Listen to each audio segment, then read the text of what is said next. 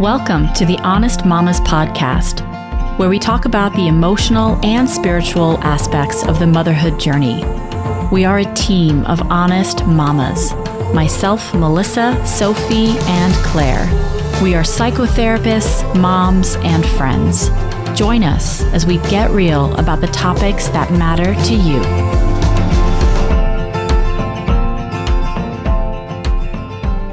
Hello, mamas, and welcome to episode 40 of the Honest Mamas podcast.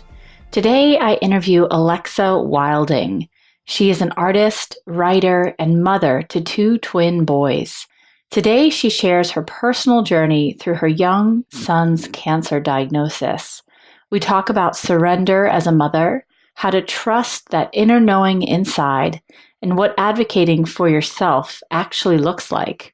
This can be a potentially triggering share, so just know that her son Lou has been cancer-free as of this recording for 3 years. Let's take a listen to Alexa Wilding, sharing her story about her son's health crisis and the journey back to herself. Alexa, thank you so much for being here today. Thank you for having me. It's so wonderful to have you here, and I thought that we could start by giving our listeners just a little bit of context about who you are in the world. So if you want to jump in and kind of share that piece, that would be great. Sure. So I am a singer-songwriter. I have 3 albums out in the world that I created over the last 10 years, but I'm also a writer. I'm currently working on my first book, which will be a collection of essays about sort of extreme motherhood, which we'll get into. Right. And they're humorous, thank goodness. And I am a twin mom to West and Lou. They're identical twin boys.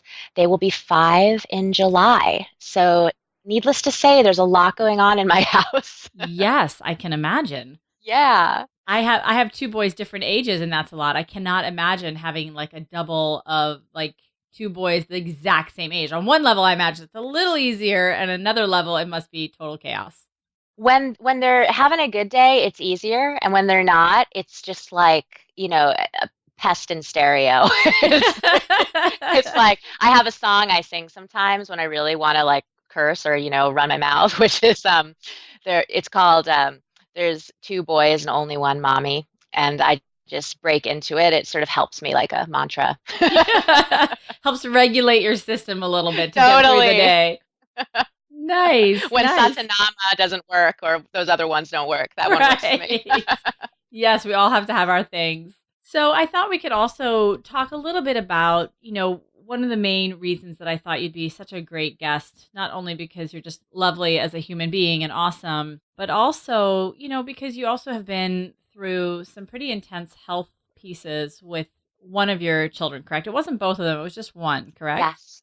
No, it's just Lou. Okay. Right. And so I just thought, you could help our listeners kind of understand and share a bit of your story of how you kind of came around to knowing that there was something health related going on, how you managed, not only taking care of your child who was ill, but also your other child and yourself and your husband and, total as a family. And, that I thought that'd be a good place to start. Yeah, of course. So what I always like to say is, I know we have a lot of different listeners, and maybe there are some moms out there who are dealing with a child with a health condition. But I always like to think that my story will appeal hopefully to all moms, but especially moms for whom the story did not go as planned. Yes. Now we all know the story never goes as planned, whether it's something as minor as, we forgot to have essential oils, diffused at the birth, or Right. we forgot, like I forgot all about the placenta, so stuff like that is of course big, but then, whether it's that or whether it's something as profound as finding out one of your twins, as I did, had a cancerous brain tumor. So there is really nothing that can prepare a mom for any piece of information that suddenly skews the story in a completely different direction. Let's just face it. But, this was definitely something I still don't really understand how our story took such a weird turn. But basically, I had West and Lou. They were perfectly healthy. I carried twins to term. which I'm still physically recovering from. I bet. And yeah, they were huge and seemingly healthy. I had 16 hours of induced labor, it didn't work. We did a C-section, out they came. And I proceeded to go through the first year of newborn twins, which I'm sure if they're twin moms out there, they know it's absolutely bananas. The only thing I can liken it to is like I Love Lucy when she's on the chocolate candy Yes, I assembly was line. thinking that exact Yeah, scene. which sounds so trite, but and I'm going to say something which I am a little ashamed of, but I feel like it was really only until we were in a crisis right before the boys turned one, it really took Lou's diagnosis for me to truly connect emotionally with my twins, because that first year was just, an assembly line of nursing and pumping and feeding and diapers and my trying to heal my own body. And I loved the boys, but I was really just constantly trying to keep my head above water, as was my husband. So around 10 months, Lou suddenly stopped nursing. And that was our first indication that something was wrong. I worked so hard to get those babies on my boobs. Right. At first I was like, God damn it, Lou. Like, Get on there. get with the program. This was a big thing. Like, I'm not quitting. Why are you quitting me? Right. But then I suddenly stopped joking because I realized something was going on. He stopped eating at all. And there were numerous trips to the emergency room. And of course, because we had West, we knew something was totally off because West was nursing, he was eating, he was fine. So long story short, a couple really intense months, my husband and I, things were getting tenser and tenser. I really think that, I'm going to make a total like heteronormal stereotype here, but husbands, if you're what you're dealing with your partner, it's like it's the stereotypical thing. They don't. We're as the mothers, we carried the baby. We just know. Yes. We've got their molecules in our body still, and I just knew. And Ian kept wanting to say, everything's going to be okay. It's going to be okay. And I realize now that was his form of protecting himself, of course. But I'm going to flash forward to a few days before the boy's first birthday. We had been fighting and fighting. Lou at this point was waking up almost every 15 minutes. I was sleeping alone with him, vomiting, couldn't hold food down, screaming. I mean, it was a horror show. And I myself, you know what it's like to not sleep, but to not sleep and then also be terrified. Yes. Suddenly feel like you're in, like a Stephen King book. It's just like something is going down. I don't know what it is.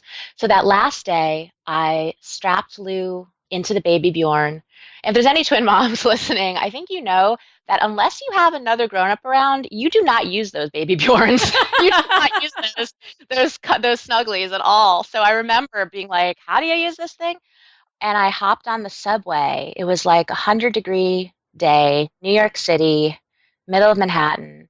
And it was so weird that I hopped on the subway because I always treated myself to a cab to get to the Upper East Side, to get to their doctor, but I just wasn't thinking. And I got on the train, and the irony was, this is such a spooky story, but I bumped into someone I knew.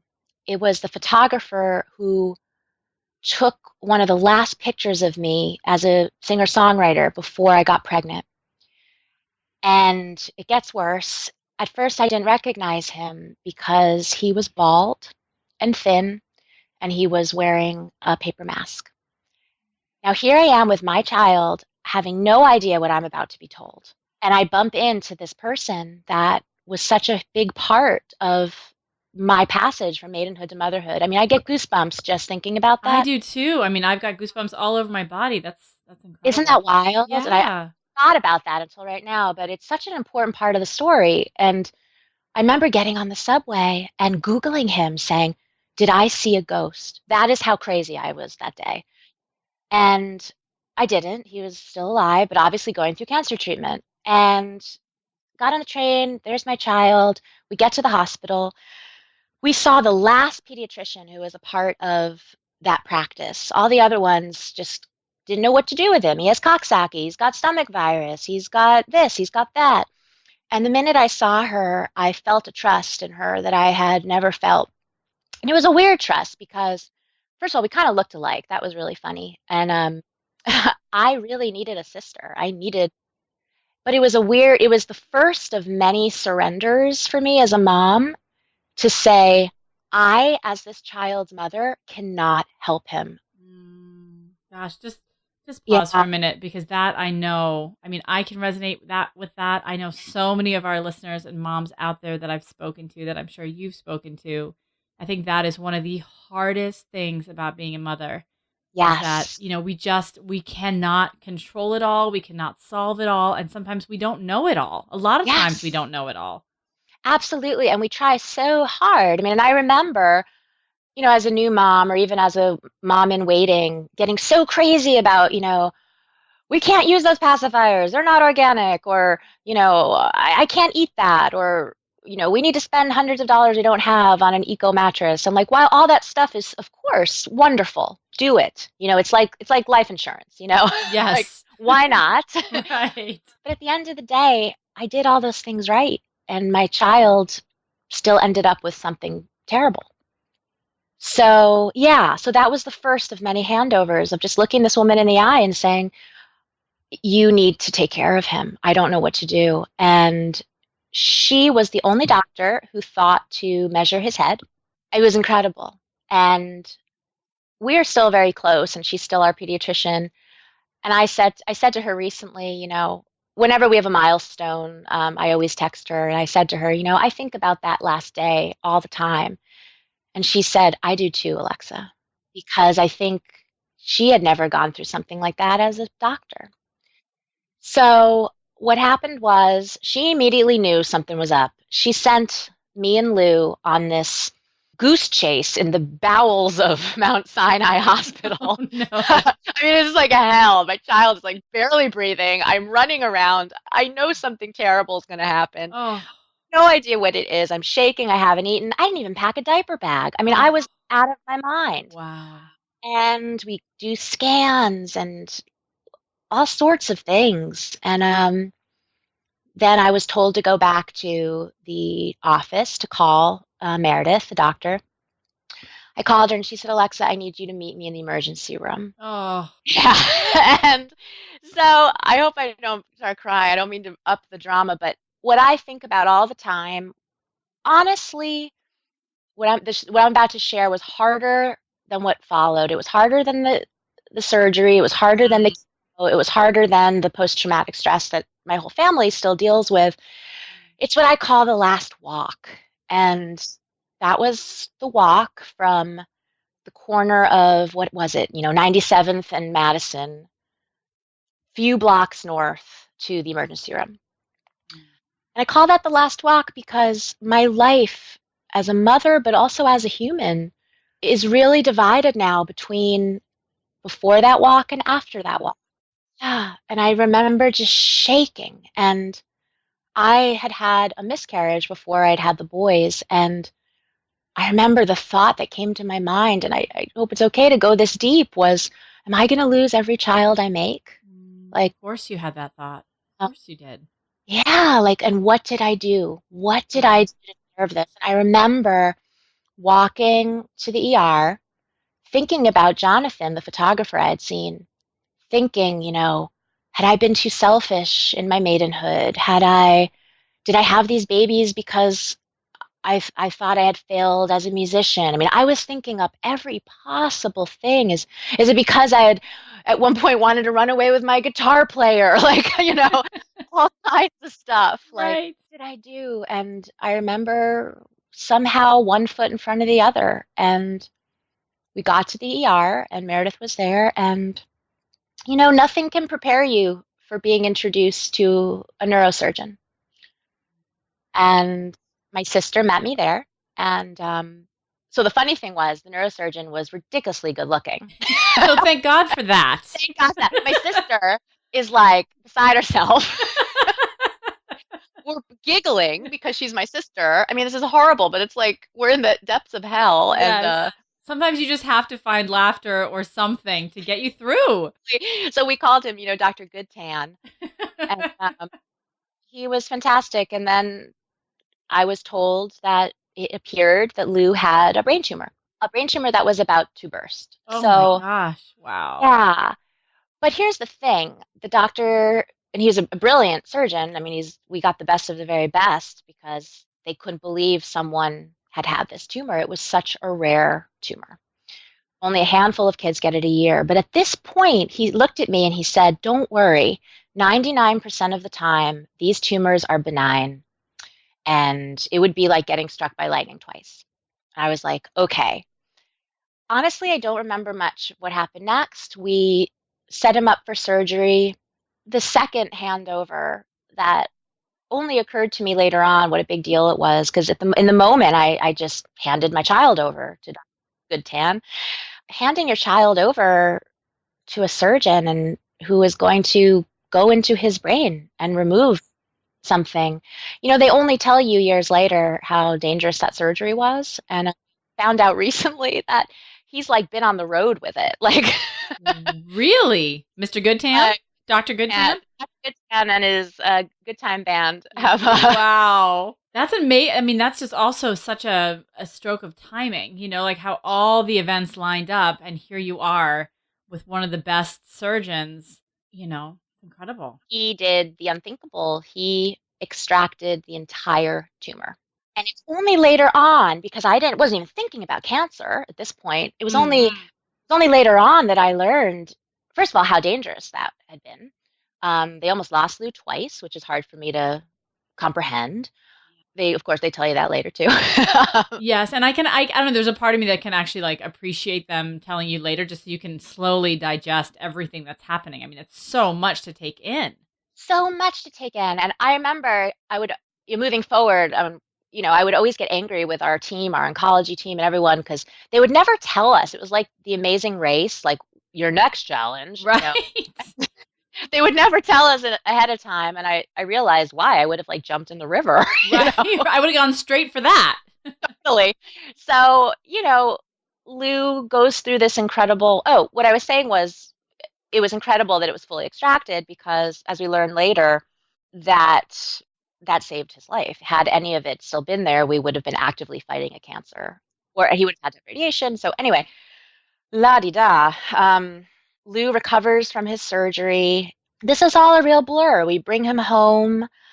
Dr. Goodtan is keeping an eye on him. I keep running back, if the incision's oozing or dripping, come in. And I remember my mom and I were joking, like, I don't know, is that an ooze? Is it a drip? Is it a goo? Right. Is that old or is that new?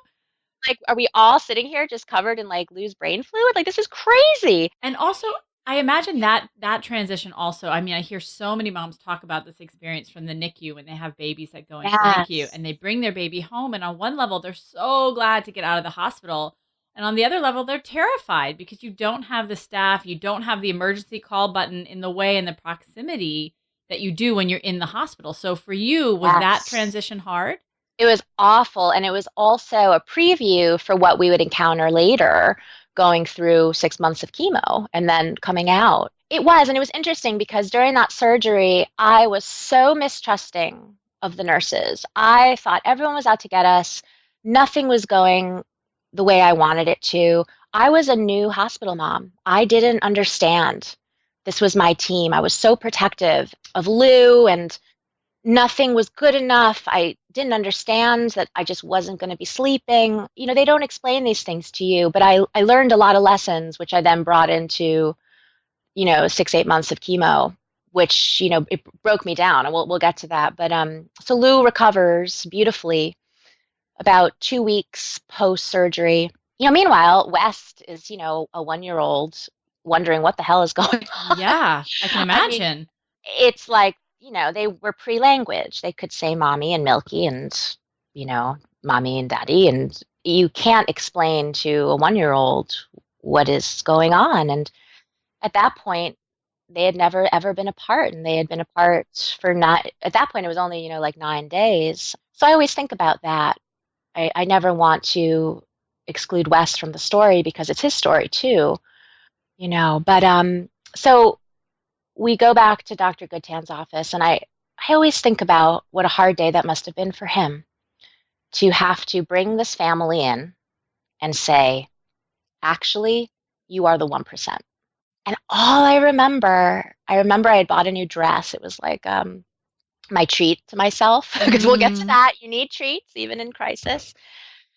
And I remember sitting in my new dress, very self-conscious, even though it was a really pretty dress. I was self-conscious because my stomach was, still hanging off my body, and I felt my thighs sticking to this leather sofa. It's funny what you remember. And we were told that Lou's tumor was malignant. Now, this is where it gets a little tricky because all of it was taken out. So Right. he was technically cancer free, but because it was such an aggressive, rare beast, we had to sign up for what was really called preventative chemotherapy. And I didn't understand this. I was like, so there was definitely a back and forth. And I don't know how much of it was me just being an idiot Or protective mama bear. like, so does my child have cancer? Right. It was so confusing, Melissa. Like, I was like, and they're like, well, you could say he had cancer and we need to keep it from coming back. And I remember that's all I could think about. Like, what does this mean? And as we met the oncologist and we ended up doing treatment at NYU, I mean, I just didn't know what this meant at all. And I remember a friend saying, oh, so he'll like go to a clinic, get chemo, and come home. And I remember being like, oh, I guess that's what we're doing. Well, that's not what you do when you've got a 1-year-old. We ended up embarking on this incredible adventure. I mean, it's like The Princess Bride, or it's like some epic hero's journey with characters and adventures and Mm. mishaps. But Lou underwent 6 months of extremely high dose aggressive chemotherapy and then 3 rounds of incredibly innovative stem cell replacement therapy. Wow. Yes. So they took his, mighty new stem cells out. And then when we were done, when he was this tiny little creature by the end, we put it all back in. And needless to say, Lou is kind of bionic at this point. I'm getting that. And it's incredible too, Alexa, just thinking about, thank God for the resources and being in New York and having the hospitals and the doctors on the cutting edge of all this research and, the knowledge that you have to be able to advocate for your child and to be able to say, like a moment ago, you said, maybe I was an idiot or something. And it feels like you were so, you're a mom, like you were a protective Yes. mama bear that has to protect your child. And thank God all of this other stuff was available to you.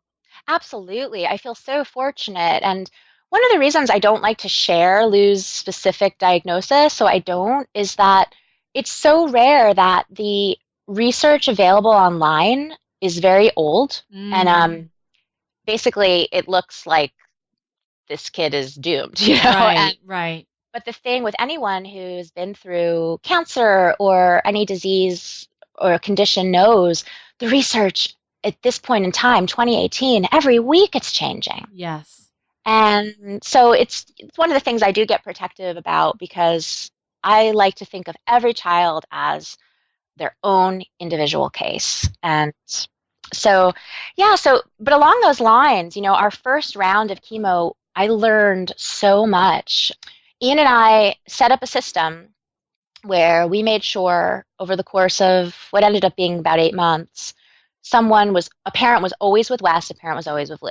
So they didn't explain to me that you go in for the chemo, which is like 4 days, and then you go home. Your kid gets really sick from the chemo. You wait for their white blood cells to like hit 0. They understandably contract something like a virus or infection. You go back to the hospital, and then you're there for like the rest of the month. So we had to set up a very sophisticated sort of like military, plan where Yes. we would switch out. We learned very soon that I couldn't just do it. We'd have to switch out. How did you learn that, Alexa? Oh, I learned it the delightfully difficult way, which was the first couple nights we were there, we were sharing a room with a mother and her daughter. She didn't speak English. She was, I believe, from Pakistan. And her daughter had a brain tumor extracted as well. A very different situation. Unfortunately, she wasn't doing as well as Lou. I don't know now where they are. But that child, again, like, I don't mean to paint such a horrible picture, but like, it was a horror film. Those first couple nights, children are screaming, no one is sleeping. I remember being like, this is One Flew Over the Cuckoo's Nest. Like, Yeah, I cannot, this is a war zone. I know. I cannot do this. And I remember asking the night nurse, and I put this in a short story I ended up writing a couple years later. I looked at her and I said, you know, do people just not sleep here? And she laughed and brought me a pair of earplugs. And that was the beginning. But within those first 4 days, I advocated for a private room. I understood by the time we came back a few days later, because he had gotten sick, I understood that if I wanted to get through this in a humane manner, I was going to have to advocate not only for Lou, but for me. What do you mean by that? So it's one thing if a kid is admitted into the hospital because they broke their leg. Okay, like the kid's broken his leg, they're going to be there, what, like 4 nights or something, and that's it. So it's one thing if that mother or father or caregiver doesn't sleep for 4 nights because they share a room or, whatnot. It's one thing if, they don't sleep because housekeeping comes in or the assistants come in to do blood pressure, blah, blah, blah, blah. I learned that living at the hospital, it's like living in Grand Central. Yes. So I slowly advocated and said, by the second round, things are starting to look pretty horrific. My kid's hair is falling out. He's ill. I have now not seen my husband. I have not now slept in a month. I slowly learned to say, I want a sign for my door. I don't want housekeeping coming in at night. If the nurse assistant needs to come in, she does not have to wake me up. Do not wake my child up when he's napping. Do not wake me up when we're napping. Like, I slowly learned that the only way to make this work was to let them know what our boundaries were. Yes. And that's something a lot of moms and dads don't understand they have a right to do. And you're not going to understand that if you're there for 4 nights because your kid broke their leg. Like, you cannot sleep. You can deal with it, It reminds me, completely different situation, but it reminds me of when I had a C-section and Me there were some complications. I was there longer than I thought I would be. And, every 2 minutes it felt like someone was coming in and I got a sign, and sometimes it was respected and other times it wasn't. But even just the act of advocating and feeling like you can do something to kind of protect the cave or protect your nest or protect your room, even if you're sharing it with somebody, just to have some sense of power or will over a situation where there really isn't much. Exactly. I had a similar, I didn't stay as long, but I remember being like, I feel like someone just came in to sell me watches. Right. And where'd they go? I swear they were here a minute ago. Like, what is going on here? Yeah, so it was very much that in the extreme. And so we were very lucky because of my past as a singer-songwriter. I had a lot of celebrity friends, and the first month I was like, we're fine. We can afford this. We don't need help. Like, you will pull all my teeth out before we ask for help of any sort. And my friend Ben Lee, the Australian singer-songwriter, kept saying, Alexa, I really think we need to fundraise for you. I really think we need to get meals set up for you. Like, please consider this. And I kept saying, no, no, no, no, no, no, no. By the end of the first month, I called him up and I said, fine. And that too was a surrender. Yeah. And mostly I was embarrassed. Something that people don't understand is when you're going through a health crisis, and I didn't understand this either. I remember not Kickstarters, but like crowdfunding for families and whatnot. And I remember thinking, well, they have insurance and the parents work. So, this is horrible. But I too thought this once, like, why should I give them money? Right. Like, why do they need money? I think we all sort of think that. And we don't understand. And I didn't understand until we started totaling things up and realizing that for Ian and myself to switch off every day in car services, to send my mom and my dad back and forth, to have a part-time nanny suddenly have to be full-time, 2 different meals, treatments and therapies, suddenly we realized that we would go bankrupt, and we had insurance. going to the clinic between cycles. That's, $50 copay a pop. And so I was stunned. It was the first time in my life that I really let people help me. And I couldn't believe it. People I didn't even know were writing us, were donating crazy amounts of money, and we used all of it. And it's something I know we'll probably get to this later, but something I really want to say, if you, there are mothers out there listening to this, if you are going through something similar to this, you ask for help. You have Yeah. every right to, and there's no reason to be embarrassed, but it all goes back to that thing of, I'm the mother. I should be able to take care of this. Yes. About halfway through Lou's chemo, watching my kid just progressively get sicker and sicker, I realized, I remember walking through the hallways and looking into some of the other rooms, and there were, parents in sweatpants eating cups of noodles, watching TV like zombies. And I remember saying to myself, like, I cannot be that parent. Mm. And at that point, I had barely touched my instruments. When I had the boys, I locked my guitars in the closet. I didn't really know what was happening to me as an artist. So I said, I'm just not going to deal with that part of myself right now.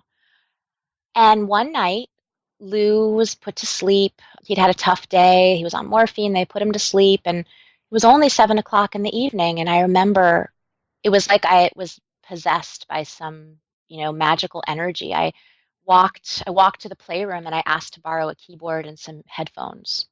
And I sat in the window overlooking the East River. The city lights were flickering. I mean, it's such a beautiful image. The numbers and the lights on his monitors were flickering. And I just started playing. And I ended up writing an album in the hospital. It was yeah. And so talk about not knowing like what was happening with myself. I realized how was I going to make sure my child, how could I ensure my child's survival if I wasn't ensuring my own emotional and spiritual survival? Yeah. Because you have to be there so much for your children, and you Yes. are. I mean, it's not even like you have to. There's no other choice as a mother. You just are there for your child. Yes. And people are always like, I don't know how you did it. And I say, you would do it too. No, you'd absolutely do it. Yeah. You just find a way.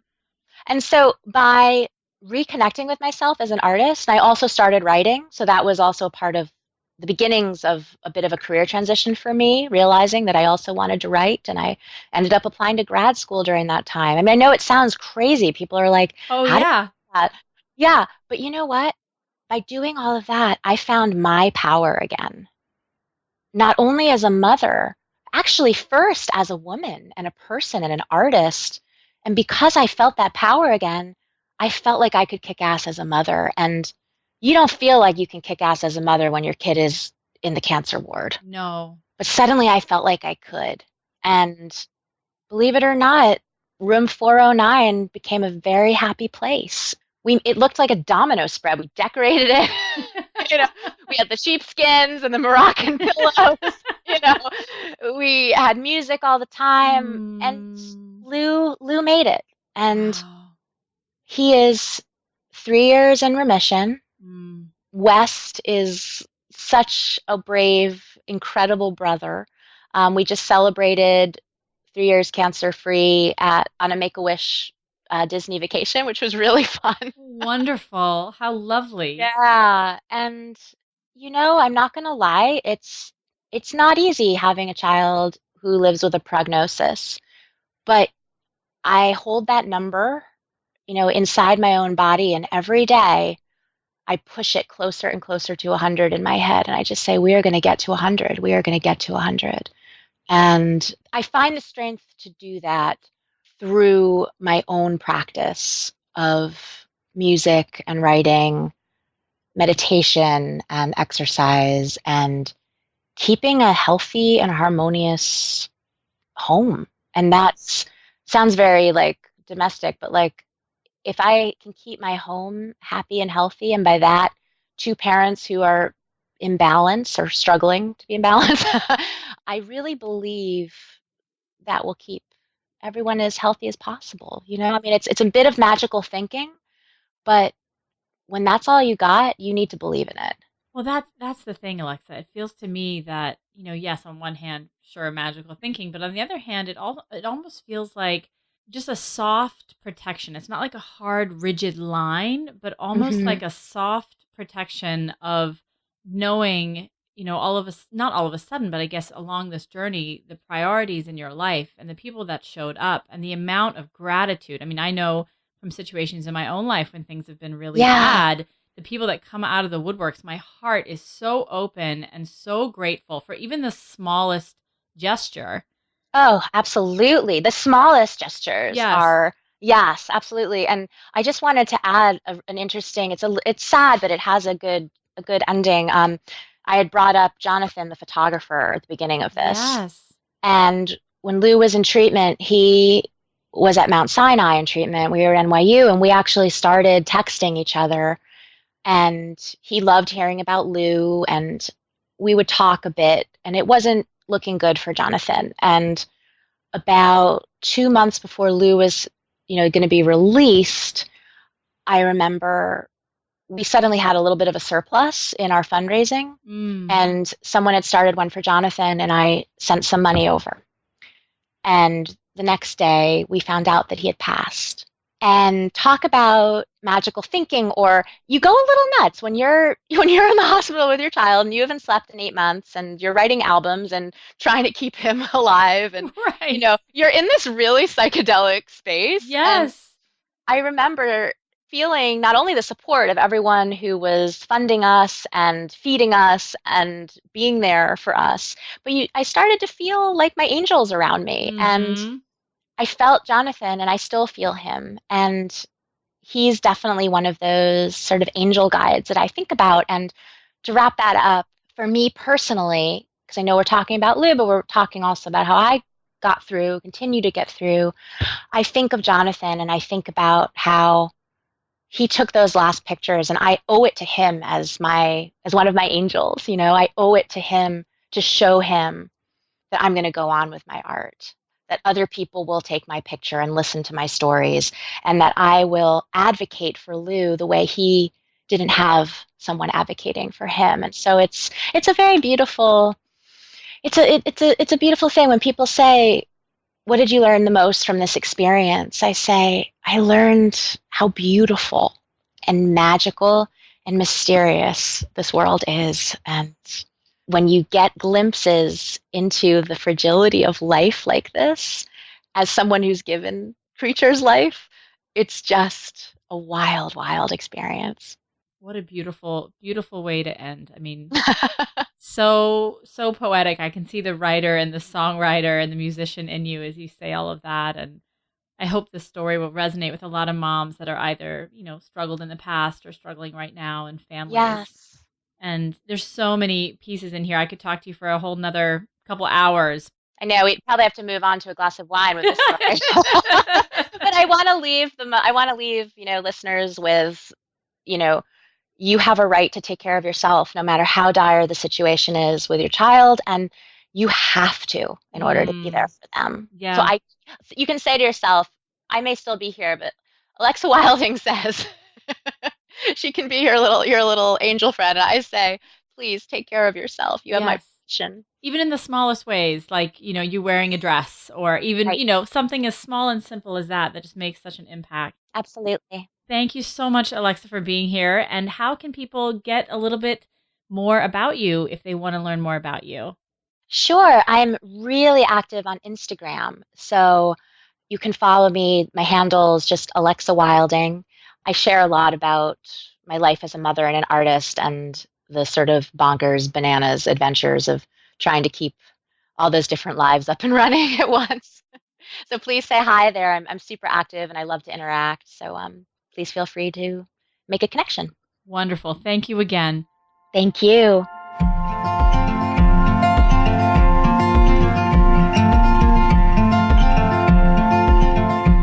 Thank you so much for taking the time to listen to Alexa's story. I am sure many of you were moved as I was. Her share feels so bittersweet and reminds me of the cycles of life and death, sickness and wellness.